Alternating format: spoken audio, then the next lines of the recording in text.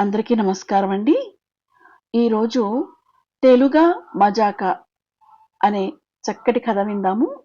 ఈ కథ రాసిన వారు డాక్టర్ కప్పగంతు రామకృష్ణ గారు. వీరు తెలుగు అధ్యాపకులు కూడాను. కథలోకి వెళితే, ఇదిగో మిమ్మల్నే అంటూ రత్నం పెట్టిన పొలికేకకి దడుపు జ్వరం వచ్చినంత పనైంది.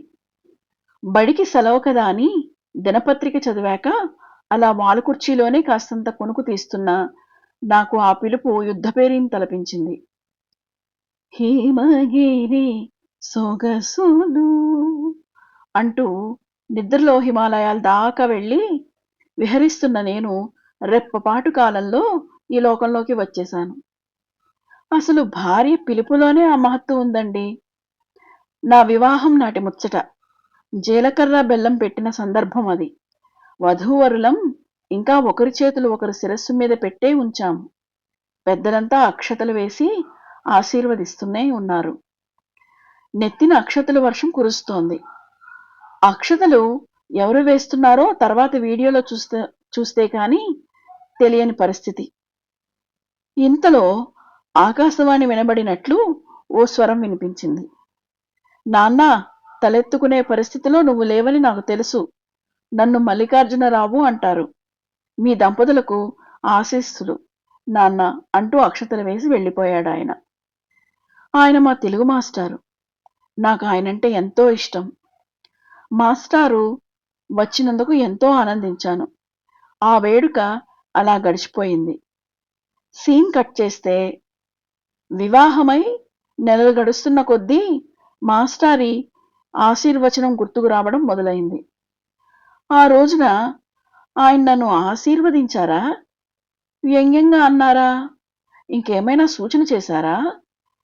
ఆ రోజున ఏమీ అర్థం కాలేదు. కానీ ఇప్పుడిప్పుడే మాస్టారి మాటలకు అర్థం బోధపడుతోంది.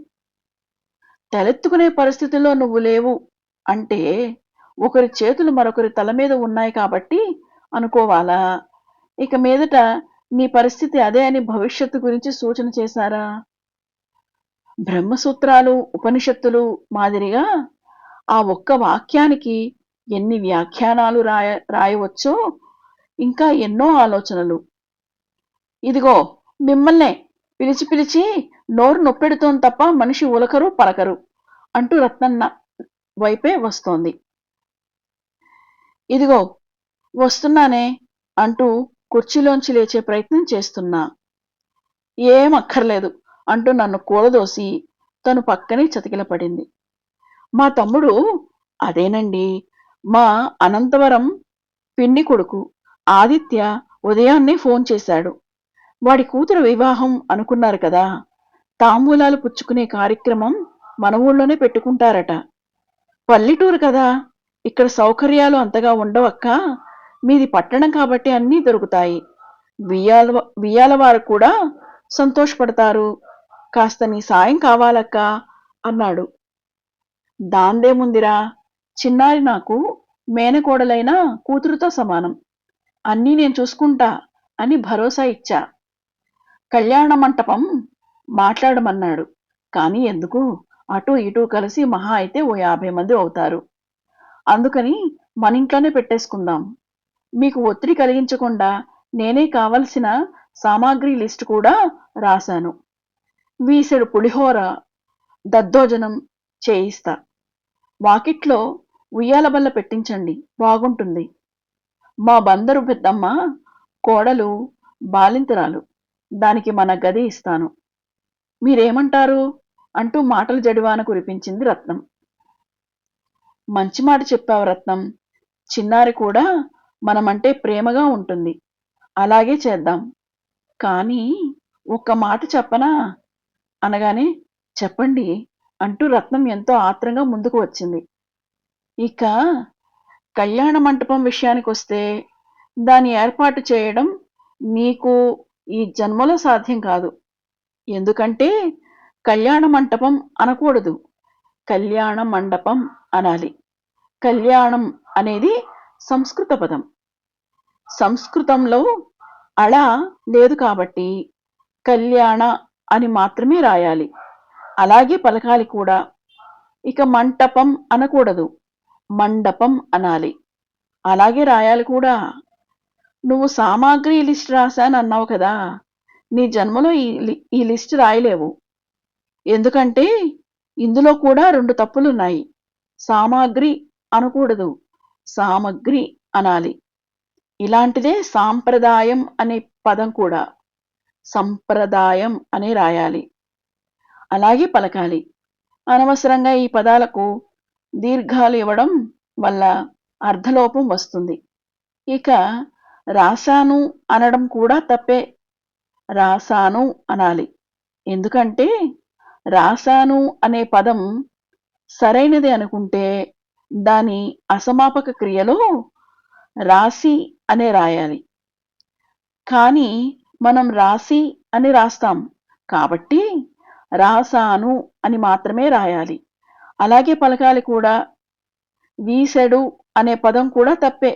వీసెడు అనాలి. అలాగే రాయాలి. నీకు ఎంత ఇష్టమైనప్పటికీ పులిహోర అనకూడదు. పులిహోర అని మాత్రమే రాయాలి.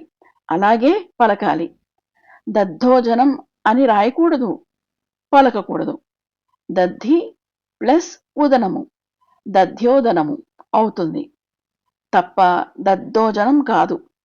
ఇక వాకిట్లో నేను ఉయ్యాల బల్ల పెట్టించలేను. ఎందుకంటే ఉయ్యాల అనే పదం తప్పు. ఊయల, ఊయేల అనవచ్చు. కాబట్టి నేను ఊయల బల్ల పెట్టిస్తాను. ఇక పెద్దమ్మ కోడల విషయానికొస్తే ఆమె బాలింతరాలు కాదు, బాలెంతరాలు అనాలి. బాలింత అనే పదం తప్పు అంటుండగా, ఓరి దేవుడో ఇదెక్కడి ఘటనరా నాయనా, మాట మాట్లాడితే దీర్ఘం, పొల్లులు, అచ్చులు అంటూ వ్యాకరణం మొదలు పెడతాడు. అయినా ఇన్నేళ్లు గడిచాక ఇప్పుడు అనుకుని ఏం లాభం? మా నాన్న చేసిన తప్పుకి నేను శిక్ష అనుభవిస్తున్నాను. నిక్షేపం లాంటి బెంగళూరు సాఫ్ట్వేర్ సంబంధం కాదని మా నాన్న తెలుగు మాస్టారికి ఇచ్చి నా గొంతు కోశాడు. ఈ పెద్ద మనిషిని బదులు వ్యాకరణం పుస్తకాన్ని కట్టుకుంటే సరిపోయేది అంటూ రత్నం నిట్టూర్పు విడిచింది. అలా కాదు రత్నం అంటూ ఏదో చెప్పబోతుండగా వంటింట్లో గిన్నెలు విసిరి కొడుతున్న శబ్దం గట్టిగా వినిపించడంతో బాలుకుర్చీ నుంచి వాకిట్లోకి పరుగు తీశా. బాగుంది కదండి? నాకు నచ్చింది. మీ అందరికీ కూడా నచ్చిందని ఆశిస్తున్నాను. ఈ కథ హాస్యానందం ఫిబ్రవరి 2025 సంవత్సరంలోనిదండి. చాలా బాగా రాశారు రామకృష్ణ గారు. భాష చమత్కారాన్ని ఉపయోగిస్తూ చిన్న ప్రయత్నం చాలా బాగుంది. అందరికీ నచ్చింది అనుకుంటున్నాను. నచ్చితే లైక్ చేయండి, షేర్ చేయండి, ఛానల్ని సబ్స్క్రైబ్ చేసుకోండి. మీ విలువైన సలహాలు, సూచనలు ఏమైనా ఉంటే కామెంట్ బాక్స్లో తెలియజేయగలరు. ధన్యవాదాలు. Thank you.